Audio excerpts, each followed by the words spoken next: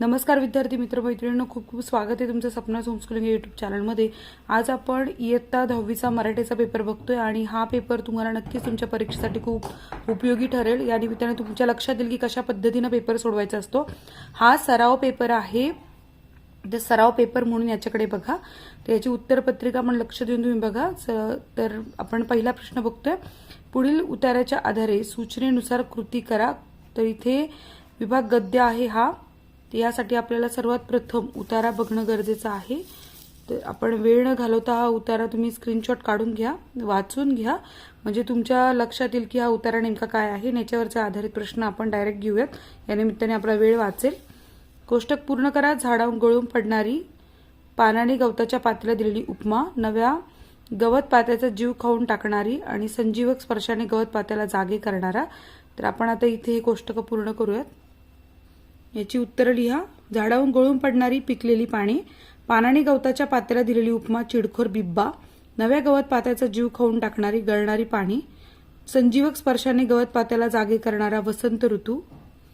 प्रश्न दुसरा, एका वाक्यात उत्तर लिहा। अ, पानाचे रूपांतर जादूने कशात झाले होते? ब, बोलता बोलता पान कोठे पडले आणि कोठे झोपी गेले? तर हे 2 गुणांसाठी प्रश्न आहे। पानाचे रूपांतर जादूने गवताच्या चिमुकल्या पात्यात की झाले होते आणि ब, बोलता बोलता पान पृथ्वीवर पडले आणि धरणी मातेच्या कुशीत झोपी गेले। प्रश्न चौथा आहे, स्वमत, माणसातील ठराविक मनोवृत्तीची पुनरावृत्ती वारंवार होत असते, हे पाठाच्या आधारे स्पष्ट करा। 3 गुण आहेत या प्रश्नाला। स्वमत कशा पद्धतीने लिहितात बघा। मानवी जीवनात आपणास कितीतरी विसंवाद दिसतात। वडील पिढी सतत तरुणाईकडून होणाऱ्या चुकांचा पाढा वाचत असते, पण कधी काळी आपण तरुण होतो, आपणाकडूनही काही चुका झाल्या हे त्यांना आठवत नाही। तरुण पिढी ही बेजबाबदार आहे असे म्हणणाऱ्या वडील पिढीच्या विरोधात तरुण दक्ष असतात। त्यांच्या बडबडीला कंटाळून कपाळाच्या आठ्या घालणारी तरुण पिढी आपल्या वार्धक्यात वडील पिढीचा कित्ता गिरवते। सुखदुःखाच्या केवळ माणसाच्या कल्पना आहेत, पण समरसपणे त्यांच्याकडे पाहण्याची मनुष्याची प्रवृत्ती नाही। मालक व नोकर यांच्या सदैव द्वंद्व असते। मजूर मालकाच्या उद्दामपणाबद्दल, जुलमाबद्दल, निर्दयीपणाबद्दल सतत बोलत असतात, तर मालक मजुरांच्या कामचुकारपणाबद्दल सदैव बोलत असतात। पण दोघांच्या स्थानाची अदलाबदल केली तर त्यांच्या स्वभावात बदल होईल का? हाच खरा प्रश्न आहे। प्रश्न 1, पुढील उताराच्या आधारे सूचनेनुसार कृती करा। तर पहिला आपण उतारा बघून घेऊयात। उतारा, हा सदर उतारा बघून घ्या। पत्र लिहिण्याचं कारण एवढंच आहे, पासून ते जगात सर्वत्र असलं पाहिजे असं मला वाटतं। तर इथपर्यंत हा उतारा आहे। उतारा तुम्ही स्क्रीनशॉट काढला असेल, वाचून घ्या व्यवस्थित। आपण याचे प्रश्न आणि उत्तर बघूयात। प्रश्न पहिला, कोष्टक पूर्ण करा। दरवर्षी शाळेत साजरा होणारा क्रिकेटचा कॅप्टन, ओरिसाचे प्रसिद्ध शिल्पी, प्रसिद्ध सनई वादक। दरवर्षी शाळेत साजरा होणारा शिक्षक दिन, इथे चुकलेलं आहे, शिक्षक पाहिजे होतं। क्रिकेटचा कॅप्टन विराट कोहली धोनी, ओरिसाचे प्रसिद्ध शिल्पी सुदर्शन पटनायक, प्रसिद्ध सनई वादक बिस्मिल्ला खान।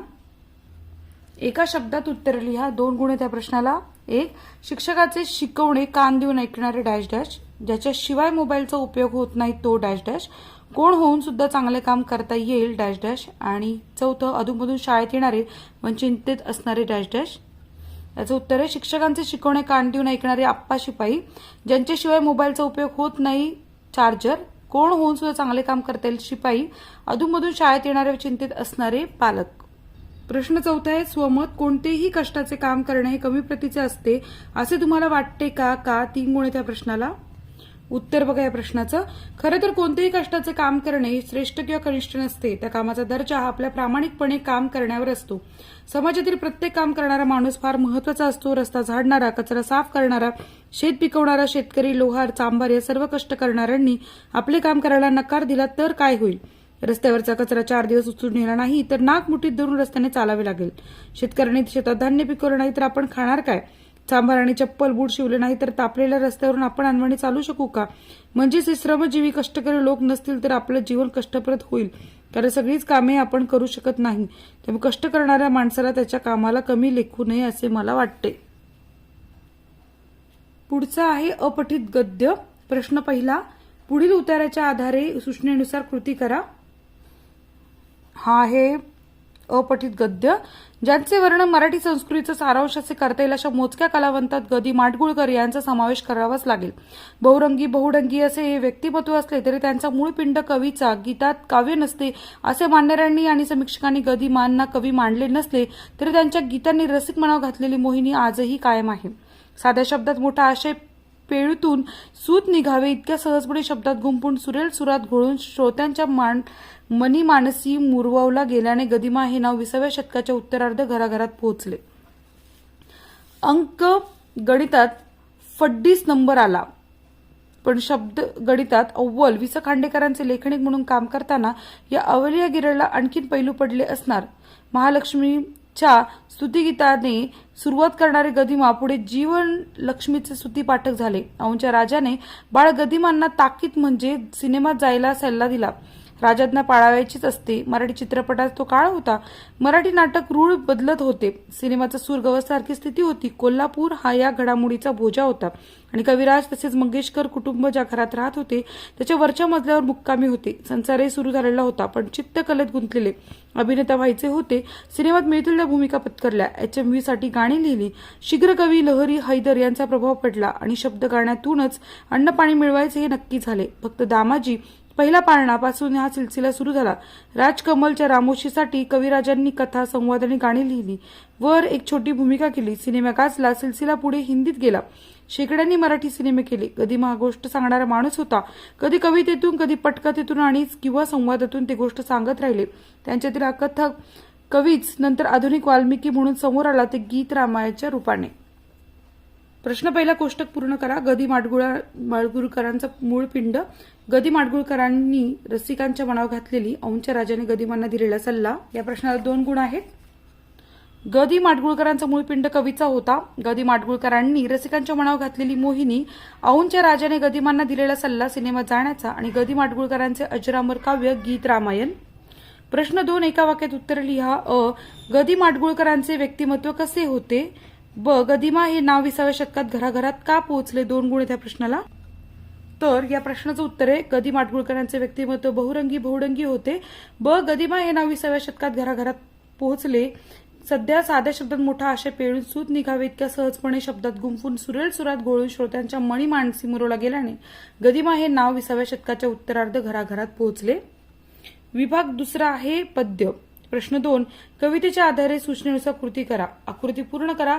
मनातले गाणे असे म्हटल्यावर तुम्हाला सुचणाऱ्या कल्पना सांगायच्यात.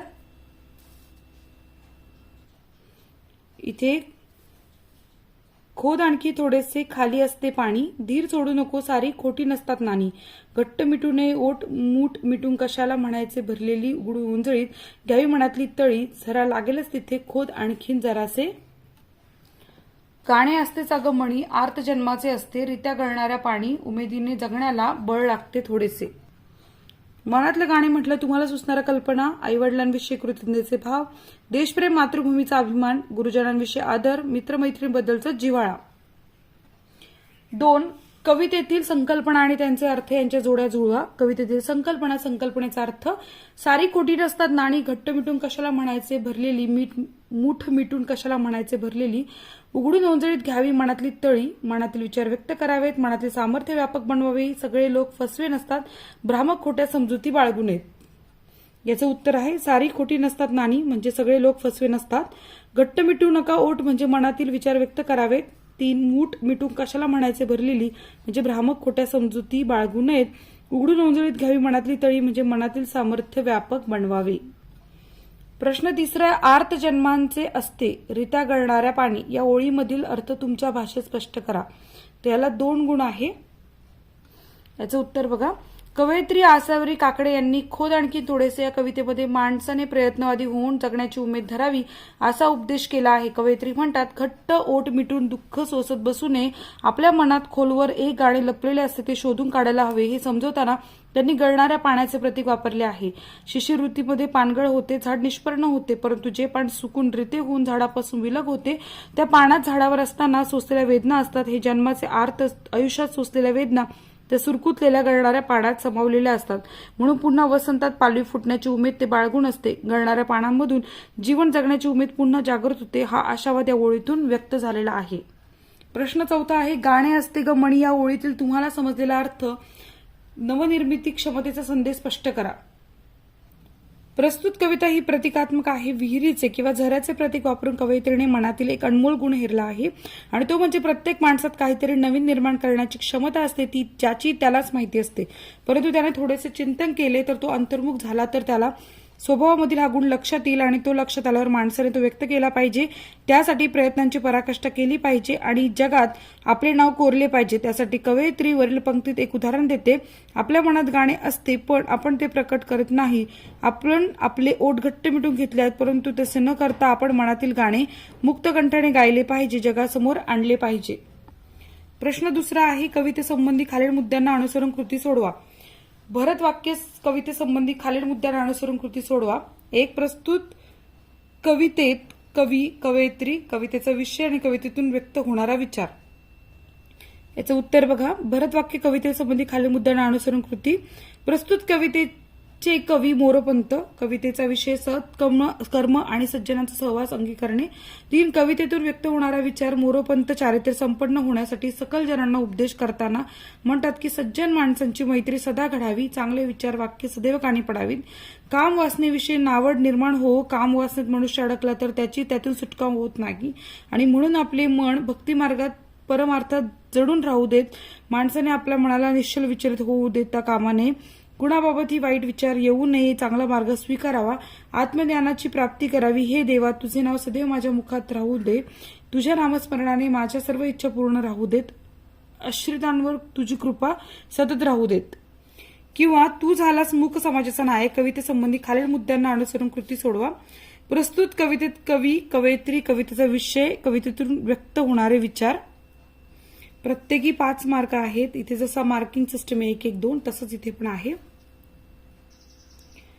प्रस्तुत कवितेचे कवी ज. व्ही. पवार. 2. कवितेचा विषय. आंबेडकरांनी केलेल्या महडच्या 14 तळ्यात सत्याग्रह, त्याला 50 वर्ष पूर्ण झाल्याच्या निमित्ताने केलेले गौरवास्पद वर्णन कवितेत व्यक्त झाले आहे. वर्णव्यवस्थेच्या क्रूर दुष्ट चक्रातून शोषित व पीडित जनतेला जागृत करण्यासाठी व त्यांचा आत्मविश्वास जगवण्यासाठी डॉक्टर आंबेडकरांची महडच्या 14 तळ्यात सत्याग्रह केला. डॉक्टर आंबेडकरांनी शोषित पीडित वर्गाला जागृत केले. 3. कवितेतून व्यक्त होणारे विचार. नवविचारांच्या प्रेरणांचा इतिहास घडवला गेला. बहिष्कृत दुर्लक्षित समाजाला जागृती निर्माण झाली. अन्यायाविरुद्ध लढा दिला. सर्व शोषितांमध्ये एकजूट निर्माण झाली. कवींनी कवितेत तोच संघर्ष पुन्हा अपेक्षिला आहे, कारण आजही शोषितांची परिस्थिती बिकट आहे. ई.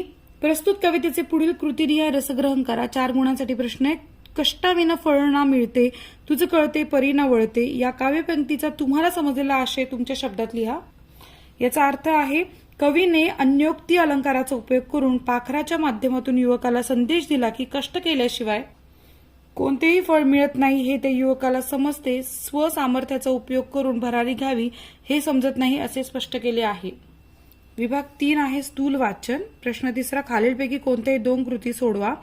रेखाजींच्या कार्याचा परिणाम यावर टीप लिहा. 6 गुण आहे त्या प्रश्नाला. रेखाजींच्या कार्याचा परिणाम. श्रीमती रेखा यांनी आपल्या नोकरीकडे एक सामाजिक कार्यदृष्टीने पाहिले. या उदात्त दृष्टिकोनामुळे भरकटलेल्या मुलांकडे लक्ष गेले. वेगवेगळ्या कारणांनी मुले घराला दुरावतात. मुलांना वस्तुस्थिती कळत नाही.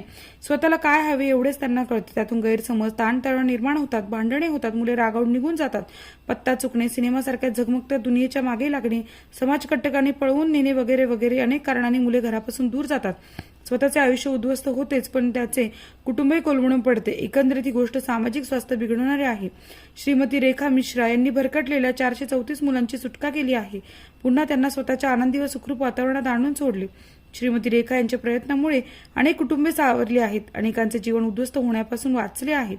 ज्यांचे बालपण कोळपले आहे अशी मुले आनंदाने नाचू बागडू लागली आहेत. श्रीमती रेखा यांच्या कार्यामुळे असे फार मोठे सामाजिक कार्य घडून आले आहे. प्रश्न 2. तिसऱ्यामधील दुसरा प्रश्न. दिलेल्या मुद्द्यांवरून एक परिच्छेद तयार करा. व्युत्पत्ती कोश, निर्मितीचा ठराव, निर्मितीची जबाबदारी, निर्मितीसाठी अर्थसहाय्य आणि त्याचे प्रकाशन. या प्रश्नाचं उत्तर आहे, एखाद्या शब्दाबद्दल कुतूहल शमवण्यासाठी आपण व्युत्पत्ती कोशाची मदत घेतो. व्युत्पत्ती कोशात आपल्याला मूळ शब्द कसा केव्हा कुठे निर्माण झाला हे तर कळतेच, परंतु अन्य भाषात तो शब्द कसा आला आहे व कोणत्या रूपात आहे हेही कळते. असा हा शब्द किमयागार कसा अस्तित्वात आला हे समजून घेऊन उद्बोधक ठरते. 1938 साली मुंबई येथे अखिल भारतीय मराठी साहित्य संमेलन भरले होते. स्वातंत्र्यवीर सावरकर हे संमेलनाचे अध्यक्ष होते. त्यांच्या अध्यक्षतेखाली व्युत्पत्ती कोश रचनेचे कार्य हाती घ्यावे असा ठराव या संमेलनात मंजूर करण्यात आला. कृ. पा. कुलकर्णी यांच्यावर संपादनाची जबाबदारी सोपवण्यात आली. बॅरिस्टर मुकुंदराव जयकर यांनी अर्थसहाय्य केले व श्री दाजीसाहेब तुळजापूरकर यांनी पुरस्कृत केल्यामुळे निर्मितीस भरीव मदत केली. अखेर 1946 साली मराठी व्युत्पत्ती कोशाचे पहिले प्रकाशन झाले. प्रश्न तिसऱ्यातला तिसरा प्रश्न. साहित्य कृतींचा आस्वाद घेताना लक्षात घ्यायचे मुद्दे तुमच्या शब्दात स्पष्ट करा. उत्तर बघा. कोणत्याही कलाकृतीचा साहित्य कृतीचा आनंद घेताना आस्वाद घेताना आपल्याला सर्वप्रथम आपण जे पुस्तक वाचणार आहोत किंवा अभ्यास करणार आहोत ते साहित्याच्या कोणत्या प्रकारातील आहे, म्हणजे नाटक, कथा, कादंबरी, चरित्र, आत्मचरित्र, काव्य यापैकी कोणत्या प्रकारचे आहे याची माहिती असणे अतिशय आवश्यक आहे. त्यातून रेखाटलेली व्यक्तिचित्रे आणि त्यांच्या स्वभावातील भारावून टाकणारे विशेष आपल्याला जाणून घेतले पाहिजेत. ही व्यक्तिचित्रे सहजगत्या विकसित झाली आहेत की बारकावे वरवर कृत्रिमपणे टिपले आहेत. पुस्तकातील कथानक आकर्षक व उत्कंठ वाढवणारा आहे का याचा विचार केला पाहिजे. जर काव्यसंग्रह असेल तर कवितांचे भावसौंदर्य, विचारसौंदर्य, अर्थसौंदर्य, रससौंदर्य कोणकोणत्या गोष्टीतून जाणवते, लेखकाची भाषाशैली कशी आहे, तसेच पुस्तकाचा विषयाचा आरंभ व शेवट आकर्षक पद्धतीने केला आहे काय या गोष्टीत लक्षात घेतल्या पाहिजे. सर्वात महत्त्वाचे म्हणजे पुस्तकातून मिळणारे चिरंतन मूल्य, संदेश, उपदेश तसेच कथानक व त्यातील आशय व कथानकाचा विषय या सर्वांच्या मनावर एकत्रित परिणाम होतो की नाही याचा विचार करणे आवश्यक आहे. विभाग 4 भाषा अभ्यास. 1. समास. दिलेल्या समासांचा प्रत्येकी एक शब्द लिहा. समास आणि सामासिक शब्द लिहायचे. समास सामासिक शब्द. अव्ययीभाव पाणोपाणी, वैकल्पिक द्वंद्व 4-5, समाहार द्वंद्व येथे जाणे येणे जाणे आणि विभक्ती तत्पुरुष लोकप्रिय. प्रश्न 2 अनिय हा प्रत्यय लावून तयार होणारे 2 शब्द लिहा. 2 गुणांसाठी आहे. अनाकलनीय व माननीय. ब. अति हा उपसर्ग लावून तयार होणारे 2 शब्द लिहा. अतिशहाणा, अतिउत्तम. प्रश्न 3 या दिलेल्या वाक्प्रचारांचा वाक्यात उपयोग करा. निष्कासित करणे आणि मुग्ध होणे. निष्कासित करणे बहिष्कार टाकणे. वाक्य. शाळेला अनेक दिवस दांडी मारल्याने मुख्याध्यापकांनी प्रसादला शाळेतून निष्कासित केले. 2 मुग्ध होणे, रममाण होणे. वाक्य. पावसाळ्यातील महाबळेश्वरचे निसर्ग सौंदर्य आम्ही मुग्ध होऊन पाहत राहिलो. आ. भाषा सौंदर्य. 1 शब्द संपत्ती. खालील शब्द समूहासाठी 1 शब्द लिहा. केलेल्या उपकारांची जाणीव आणि देवाचे अस्तित्व न मानणारा. केलेल्या उपकाराची जाणीव, कृतज्ञता आणि देवाचे अस्तित्व न मानणारा नास्तिक. हे बघा, कृतज्ञता व नास्तिक. कंसातील सूचनेप्रमाणे सोडवा. अ. पावसाचे पाणी तुंबल्याने सगळे नाले भरून वाहत होते. अधोरेखित शब्दाचा समानार्थी शब्द वापरून वाक्य पुन्हा लिहा. आणि ब. वडीलधाऱ्यांचा कधीच अपमान करू नये. अधोरेखित शब्दाचा विरुद्ध अर्थी शब्द वापरून वाक्य पुन्हा लिहा. 2 गुण आहे त्या प्रश्नाला. याचं उत्तर बघा. अ. पावसाचे पाणी तुंबल्याने सगळे ओढे भरून वाहत होते. ब. वडीलधाऱ्यांचा कायम मान ठेवावा. अधोरेखित शब्दाचा विरुद्धार्थी शब्द वापरून वाक्य पुन्हा लिहिले. 4था प्रश्न आहे. शब्दसमूहापासून 4 शब्द लिहा. परदेशात 1 गुण याला. याचं उत्तर आहे पर, पत, तर, तप, शाप, तर, देशात आणि परत. पुढचा प्रश्न आहे. लेखन नियमानुसार लेखन. 1 अचूक शब्द ओळखा. उज्ज्वल, उज्ज्वल, उज्ज्वल, उज्ज्वल आणि ब. आश्चर्य, आश्चर्य, आश्चर्य, आश्चर्य. 2 गुण आहे त्याला. योग्य शब्द ओळखायचा आहे. योग्य शब्द आहे उज्ज्वल आणि आश्चर्य. 2 खालील वाक्य लेखन नियमानुसार लिहूया. सोनाली आणि रुपाली मोकळेपणाने खेळू लागल्या. 1 गुण. सोनाली आणि रुपाली मोकळेपणानं खेळू लागल्या. विरामचिन्हे. प्रस्तुत वाक्यातील विरामचिन्हे ओळखून कोणत्या 2 चिन्हांची अचूक नावे लिहा. तो सावित्री हो. या पुस्तकात एकूण 8 कथा आहेत. 1 गुण आहे त्या प्रश्नाला. इथे अवतरण चिन्ह आहे, हे उद्गारवाचक चिन्ह आहे आणि पूर्णविराम आहे. 4 पारिभाषिक शब्द. खालील शब्दांना प्रचलित मराठी भाषेतील शब्द लिहा. लक आणि डेथ झोन. लक म्हणजे भाग्य, डेथ झोन म्हणजे मृत्यूचा टप्पा. विभाग 5 उपयोजित लेखन. प्रश्न 5 पुढील कृती सोडवा. 5 गुणांसाठी प्रश्न आहे. पत्रलेखन. खालील कोणतीही कृती सोडवा. शुभम कुलकर्णी 317 सोमवारपेठ सातारा आपल्या वस्तीसाठी नियमित बस सेवा सुरू करण्याबाबत राज्य परिवहन मंडळाला पत्र लिहित आहे. किंवा वसतिगृहात राहणार राजेश नाईक मंगल भुवन वसतिगृहात 279 नवी पेठ सोलापूर येथून वडील रामचंद्र सीताराम शिवाजी पेठ 1718 वॉर्ड पुणे यांना MSc नंतर काय करू इच्छितो हे पत्राने कळवित आहे. 5 गुण आहे त्याला प्रश्नाला. उत्तर बघा. दिनांक 18 जानेवारी 2020 प्रति माननीय व्यवस्थापक शहर विभाग महाराष्ट्र राज्य परिवहन महामंडळ सातारा. विषय राजवाडा ते एसटी स्टँड नियमित बस सेवा सुरू करण्याबाबत. महोदय, मी शुभम कुलकर्णी, राहणार सोमवार पेठ सातारा. आपणास विनंती करतो की राजवाडा ते एसटी स्टँड ही स्वतंत्र बस सेवा सुरू करण्यात यावी, कारण राजवाडा हे तसे मोठे क्षेत्र असून रहिवाशांची संख्याही तेथे अधिक आहे. अनियमित बस सेवेमुळे तेथील लोकांची गैरसोय होते. विनाकारण ऑटो रिक्षांना अधिक पैसे द्यावे लागतात. यामुळे सामान्य गरीब माणसाचा आर्थिक झळ सोसावी लागते. गेल्याच महिन्यात याविषयी एक पत्र पाठविले होते, तेव्हा यासंबंधी आपण लवकरात लवकर निर्णय घेऊन बसची सोय करावी ही विनंती कळावे. आपला विश्वासू शुभम कुलकर्णी. तर हे औपचारिक पत्र होतं. आता आपला जो दुसरा प्रकार आहे हे अनौपचारिक पत्रलेखन आहे किंवा सारांश लेखन. प्रश्न 1 क मधील अपठित गद्य उताराचा 1/3 सारांश तुमच्या शब्दात लिहा. 5 गुण त्या प्रश्नाला. खालील कोणत्याही 2 कृती सोडवा. जाहिरात लेखन दिलेल्या मुद्द्याच्या आधारे जाहिरात लेखन करा. 5 गुण आहेत. Finishing touch house of furniture व्यवस्थित बघून घ्या. ही जाहिरात लेखन करायचं याप्रमाणे. 1 आकृतीबंध पूर्ण करा. घरगुती वापरासाठी मिळणाऱ्या वस्तू. 2 गुण त्या प्रश्नाला. कपाट, ड्रेसिंग टेबल, डायनिंग टेबल आणि दिवाण सेट. आकृतीबंध पूर्ण करा. कार्यालयीन वापरासाठी मिळणाऱ्या वस्तू. 2 गुण त्या प्रश्नाला. टेबल, खुर्च्या, कपाटे आणि बाक. 3 खरेदीवर किती सवलत मिळणार आहे व का. खरेदीवर 5 ते 10% सवलत मिळणार आहे. वर्धापन दिनानिमित्त खरेदीवर 5 ते 10% सवलत मिळणार आहे.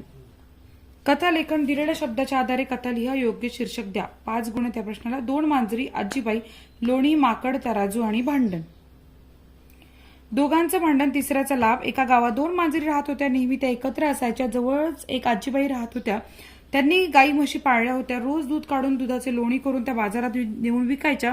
एकदा असेच त्यांनी लोणी काढून ठेवले होते आणि त्या गाई म्हशींना चारा घालण्यासाठी गेल्या. मांजरी लोण्यावर लक्ष ठेवूनच होत्या. आजीबाई बाहेर पडताच त्यांची नजर चुकून मांजरीने घरात प्रवेश केला आणि लोण्याचा गोळा उचलून एका झाडाखाली जाऊन बसल्या. लोण्याच्या गोळ्याची वाटणी करण्यावरून त्यांच्यामध्ये भांडण सुरू झाले. झाडावर बसलेले माकड त्या दोघींचे सुरू असलेले भांडण बघत होते. माकड हळूच झाडावरून उतरून मांजरीजवळ आले आणि म्हणाले, मी तुम्हाला लोण्याची समान वाटणी करून देतो. माकडाने एक तराजू आणला. लोण्याचा थोडा भाग एका पारड्यात ठेवला. ज्या पारड्यात लोणी जास्त होते त्यातले थोडे त्याने मटकावले. असे करत हळूहळू लोण्याचा बराचसा भाग माकडाने खाऊन टाकला. उरलेला थोडा भागही पारडे कमी जास्त होते म्हणून खाऊन टाकला आणि पळून गेले. बिचारा दोन्ही मांजरी उपाशी राहिला. अशा प्रकारे भांडणामुळे त्यांचे नुकसान झाले. तात्पर्य काय. दोघांचे भांडण, तिसऱ्याचा लाभ. बातमी लेखन. खालील विषयावर बातमी तयार करा. तुमच्या विद्यालयात साजरा केलेल्या पुढील दिनविशेषाची बातमी लिहा. 3 जानेवारी क्रांतीज्योती सावित्रीबाई फुले. क्रांतीज्योती सावित्रीबाई फुले. बातमी लेखन लिहा. नाशिक 10 जानेवारी नाशिकच्या सातपूर येथील कलानिकेतन विद्यालयाने 3 जानेवारी रोजी लेख वाचवा दिन म्हणजे क्रांतीज्योती सावित्रीबाई फुले जयंती कल्पकतेने साजरी केली. तसेच 3 जानेवारी हा लेख वाचवा सप्ताह सुद्धा तितक्याच उत्साहाने साजरा केला. या कालावधीत कन्या शिक्षण, कन्यांचे आरोग्य व ताणतणाव व्यवस्थापन या विषयांवर विविध कार्यक्रमांचे आयोजन करण्यात आले होते. मुलींची वैद्यकीय तपासणी करण्यात आली. मुलींच्या शिक्षणाचे महत्त्व पालकांना समजवण्यात आले. यशस्वी जीवन जगणाऱ्या शाळेच्या माजी विद्यार्थिनींच्या मुलाखती घेण्यात आल्या. क्षेत्रभेट, योग वर्ग, एकपात्री सादरीकरण, खेळांच्या स्पर्धा अशा अनेक कार्यक्रमांचे आयोजन केले गेले. विद्यार्थ्यांच्या पालकांचाही लेख वाचवा सप्ताह सामील करून घेतले होते. त्यामुळे हा सप्ताह म्हणजे कौटुंबिक सोहळा बनला होता. क खालीलपैकी कृती सोडवा. जाहिरात 1 कला. जाहिरातीमुळे विकास हातभार. तस्वेगिरी, वर्तमानपत्रे, रेडिओ, टेलिव्हिजन, अतिशयोक्ती. जाहिरात आकर्षक होण्यासाठी मेहनत. दुसरा आहे मी अनुभवलेली प्रसन्न सूर्योदय या विषयावर निबंध लिहा.